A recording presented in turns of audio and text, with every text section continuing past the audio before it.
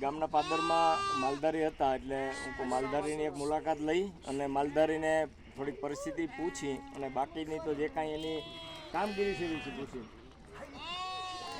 તમે આને આ ગાડર તો આ બધા સરખા જ હોય તો આને જ્યારે તમે આને ઢોળાવો તો વર્તો કેવી રીતે?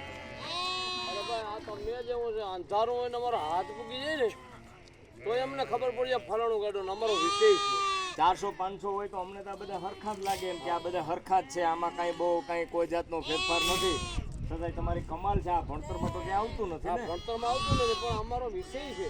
આમાં અમને ખબર પડી જાય અમારો આ 500 છે એમાં વ્યાણા એમાં સાંજે અંધારું હોય રાત હોય અને હાથ અડાડી ખબર પડી જાય મારું જ છે.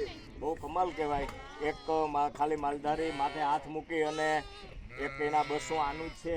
રાત હોય તો પણ વર્તી જાય એટલે એક આ ભણતરમાં તો ક્યાંય નથી આવતું. પછી એક બહુ એક મોટી કમાલની વાત છે કે તમે આને હાથ મૂકીને વર્તી જાઓ. તો તમે કાયમી ગામડે ફરો છોકરાનું ભણવાનું?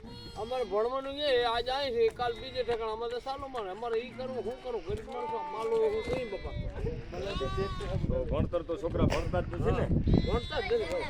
હા એ તો બરાબર છે. કેવી રીતે ભણાવો? આજે રાત અહીંયા કાલ રાત બીજે હા સતત ફરવાનું જ હોય તો છોકરા સ્થાનિક તો તમે છો નહીં કે? હા સ્થાનિક હોય તો ભણાવે સ્થાનિક તો થઈ બરાબર.